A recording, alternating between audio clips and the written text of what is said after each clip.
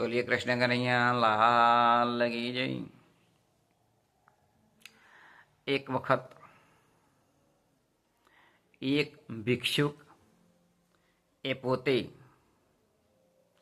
એક નાની હાટડી હતી બજાર, તેની અંદર રૂમાલ પાથરી અને પછી એક વાટકો લઈ અને એની અંદર એક નાનો પથ્થર હતો, ગોળ હતો, લીસો હતો।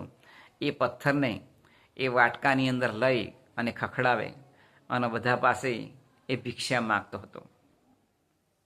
હવે જ્યારે પવન આવે તો એ પથ્થર એ પેલા રૂમાલ ઉપર મૂકી દેતો હતો। આમ આ ભિક્ષુક એ વારંવાર આમ કરતો હતો।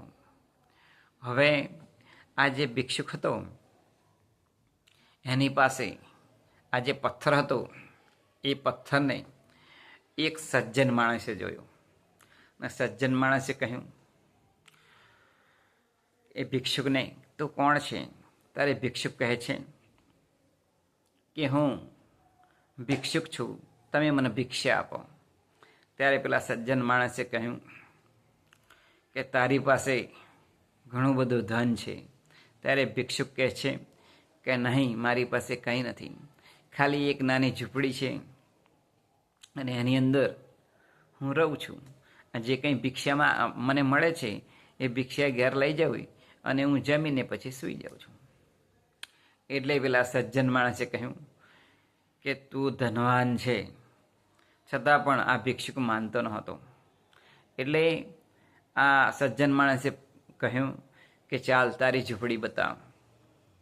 એટલે આ જે સજ્જન માણસને જે ભિક્ષુક હતો ને એ પોતાની ઝૂંપડી બતાવે છે। પછી આ સજ્જન માણસે પૂછ્યું કે આ જે પથ્થર છે એને તું શું કરે? તો કે આ વાટકાની અંદર ખખડાવું એટલે મને કોઈ રૂપિયો 2 રૂપિયા આપે અને એ પૈસાની અંદરથી હું ચોખા લાવી અને જમું છું।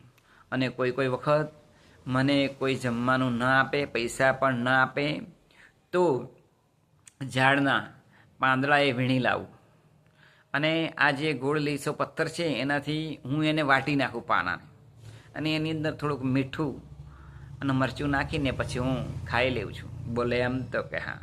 એટલે આ સજ્જન માણસે કહ્યું કે તારે એક કામ કરવાનું છે, તારી પાસે ઘણા બધા રૂપિયા છે, છતાં પણ આ જે ભિક્ષુક હતો એના મનની અંદર આ વાત એ આવતી જ નહોતી।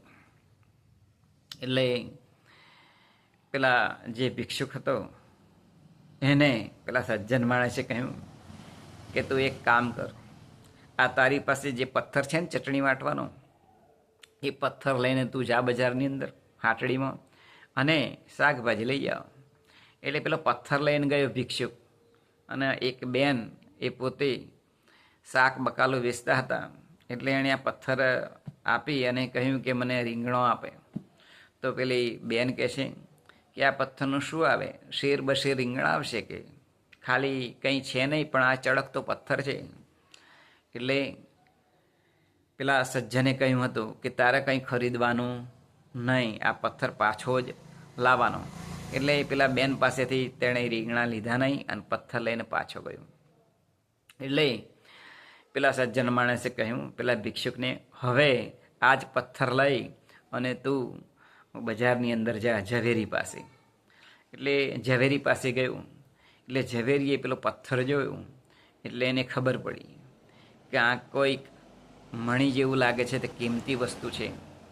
એટલે જે પેલા ઝવેરી હતા એમણે કહ્યું કે આ પથ્થરની કિંમત લાખ રૂપિયા આવે। એટલે સજ્જનના કહ્યા મુજબ એ જે ભિક્ષુક હતો એ પથ્થર પાછો લઈને આવે, લાખ રૂપિયા પણ એ લેતો નથી। હવે ભિક્ષુકને સજ્જન માણસે કહ્યું કે તું જા। ક્યાં જવાનું? જે રાજ ઝવેરી હોય, એટલે કે રાજની અંદર ઝવેરી હોય મોટો, એને રાજ ઝવેરી કહેવામાં આવતું। તો એ રાજ ઝવેરી પાસે જા અને આ જે પથ્થર છે તું આપજે, એટલે તને 1 લાખ નહીં પણ ઘણા બધા રૂપિયા આપશે। એટલે આ પથ્થર લઈ અને પાછો જે પેલો હતો ભિક્ષુક એ ગયો અને પછી એ રાજ ઝવેરી પાસે ગયો અને રાજ ઝવેરીને પૂછ્યું। તો રાજ ઝવેરીએ કહ્યું કે 1 કરોડ રૂપિયા આપું. પરંતુ સજ્જને કહ્યું હતું, બોલે શું, એ પથ્થર તારે પાછો જ લાવવાનો. એટલે એ પથ્થર આ જે હતો ભિક્ષુક એ પાછો લાવ્યો અને પછી સજ્જનને આપ્યો. એટલે સજ્જને કહ્યું કે જો તારી અંદર અજ્ઞાનતા હતી, ખરેખર તારી પાસે 1 કરોડ રૂપિયા છે, એના કરતાં પણ અધિક કહેવાય, પરંતુ તારી કલ્પનામાં એ આવતું ન હતું. જો હું તને બતાવું. એટલે પેલા ભિક્ષુકને આ સજ્જન માણસે કહ્યું કે તારી ઝૂંપડીની અંદર કોઈ લોખંડની વસ્તુ હોય તો લાવ. એટલે ઝૂંપડીની અંદરથી એક નાની જે ખીલી હતી એ ખીલી મળી. એટલે આ જે સજ્જન માણસ હતો એણે કહ્યું કે ખીલી લાવતું. એટલે ભિક્ષુકે ખીલી આપી સજ્જન માણસે. અને સજ્જન માણસે પેલો જે પથ્થર હતો એ પેલા લોખંડની ખીલીને સ્પર્શ કર્યો, અડાડ્યો, ત્યાં જ એ ખીલી સોનાની થઈ ગઈ. હવે આ જે ભિક્ષુક હતો એને તે ખૂબ નવાઈ લાગી અને એ ખુશ થઈ ગયો. પેલા સજ્જન માણસે કહ્યું કે જો આ તારી પાસે પારસમણી છે, આ પારસમણીથી જેટલું પણ લોખંડ હોય એટલાને તું સ્પર્શ કરાવીશ તો અનંત ઘણું ધન તું પ્રાપ્ત કરીશ. એટલે આ ભિક્ષુક તો ખુશ થઈ ગયો. આ મૂળ દૃષ્ટાંત દ્વારા સિદ્ધાંત છે કે આપણને ભગવાને પારસમણીની જેમ આખું શરીર આપ્યું છે, તો આ શરીરથી આપણે ભગવાનની ભક્તિ કરી અને આપણા દેહનું અને જીવનું કલ્યાણ કરી શકીએ. એ જ આજના શુભ દિને પ્રાર્થના બોલીએ. કૃષ્ણ કનૈયા લાલ કી જય.